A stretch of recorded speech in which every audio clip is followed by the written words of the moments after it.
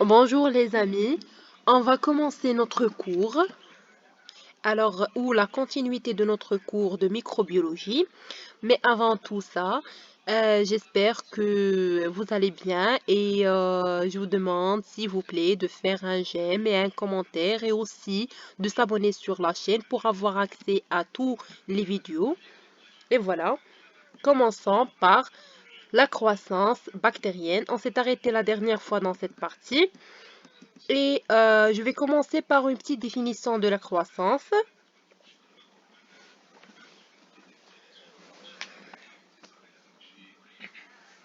Généralement, la croissance, c'est l'accroissement de tous les composants d'un organisme. Chez les organismes pluricellulaires, il y a un changement de taille et chez les bactéries, on a une augmentation du nombre de cellules. Cet accroissement est donc synonyme d'une multiplication bactérienne. Prenons l'exemple d'Escherichia coli. Toutes les 20 minutes, environ une bactérie, il donne naissance à deux bactéries identiques. Voilà une méthode de mesure de la croissance. Voilà, donc on détermine le nombre ou la masse bactérienne à N0 et on continue à avoir la détermination du nombre de la masse bactérienne, du nombre ou plutôt de la masse bactérienne pendant N1, N2, avec le temps, et voilà.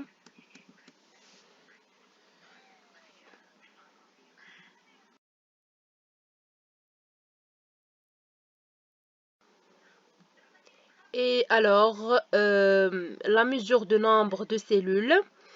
On a le nombre de cellules totales.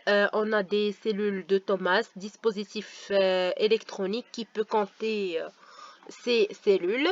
On a la détermination de nombre de cellules viables sur un milieu solide ou un milieu liquide. On a aussi la mesure de la masse par la mesure du poids sec, poids frais d'une bactérie est égal à 1,5 10 à la puissance moins 12 grammes.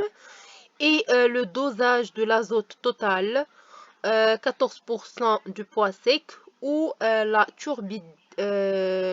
turbidométrie, il consiste à mesurer le trouble bactérien. Alors, cette technique de turbidométrie, c'est une suspension, on a une suspension cellulaire traversée par un rayon lumineux. Il disperse la lumière. Voilà, et la quantité transmise est réduite par rapport à la quantité émise.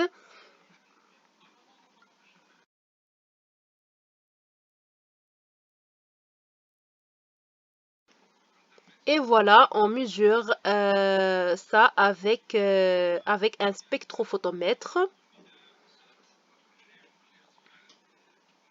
Par exemple, on a une cuve de spectrophotomètre. C'est une cuve qui est comme ça. On a une lumière réfléchie, elle est absorbée. Et voilà la source de la lumière. Et voilà, donc voilà. Et pour la longueur d'onde utilisée pour la suspension bactérienne, elle est comprise entre 550 et 660 nanomètres. C'est le spectre d'absorbance. Pour l'expression de la croissance d'une bactérie est définie par deux constantes. Le temps de génération, c'est le temps qui sépare deux divisions successives. Et c'est le temps nécessaire au doublement de la population est égal à T sur N, c'est le temps de croissance divisé par le nombre de divisions. Exemple, le G ou le temps de croissance chez Escherichia coli, c'est de 20 minutes. Le taux de croissance, c'est le nombre de divisions par unité de temps.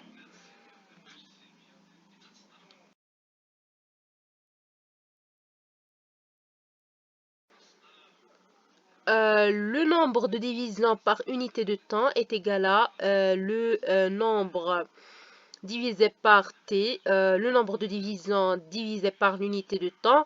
Et chez Escherichia coli, elle est considérée comme 3 divisions par heure. L'expression mathématique de la croissance, vous y notez cette expression pour avoir une idée sur l'expression de la croissance. Voilà. La représentation graphique de la courbe de croissance. La croissance bactérienne, elle est représentée toujours avec un graphe ou oui, une courbe de croissance. Et voilà, donc je vais vous montrer une courbe de croissance. Voilà, donc quelques représentations logarithmiques.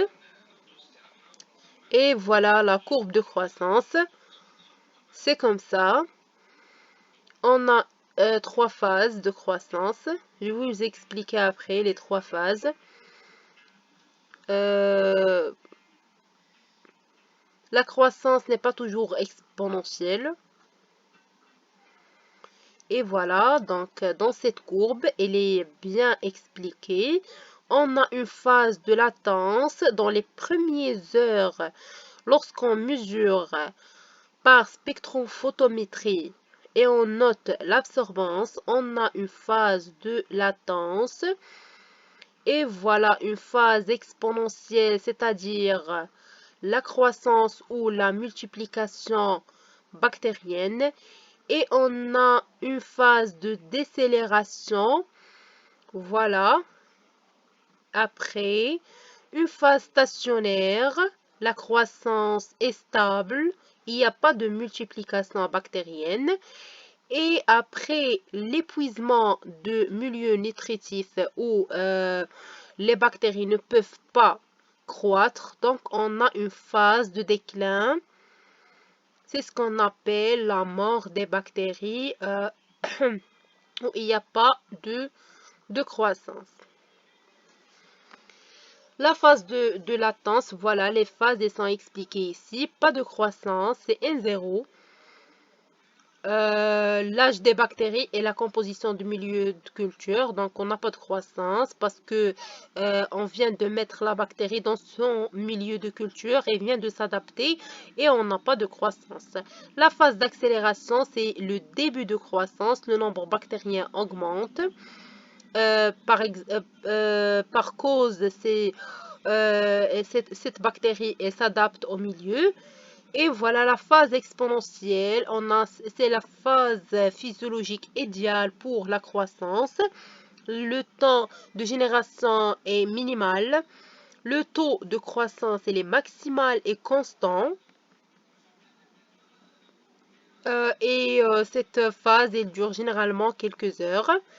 Et la phase de ralentissement ou la phase qui est stable, le taux de croissance il diminue, l'augmentation de n dans le temps est plus faible durant la phase exponentielle, plus faible que durant la phase exponentielle, et le milieu il devient moins favorable à la croissance.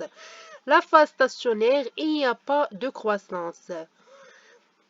Parce qu'on a un épuisement du milieu de culture, l'accumulation de métabolites toxiques et l'évolution défavorable des conditions physico-chimiques et la phase de déclin, la croissance elle est totalement négative.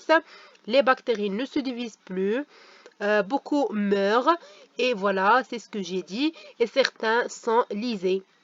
Cette phase est visible ou pas selon la méthode d'étude du nombre bactéries variables toujours par turbidométrie s'il y a une lyse.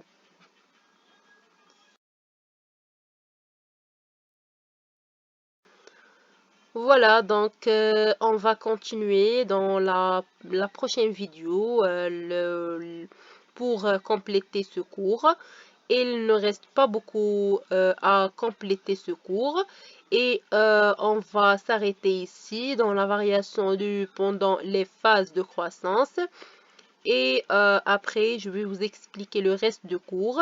Restez connectés, n'oubliez pas de faire j'aime et aussi de s'abonner sur la chaîne. Et si vous avez des questions ou des remarques à me demander, vous s'il vous plaît notez ça sur les commentaires. Je vais vous répondre et après je vais vous expliquer ce que vous n'avez pas compris. Et voilà, donc je vous souhaite une très bonne journée et bon courage les amis.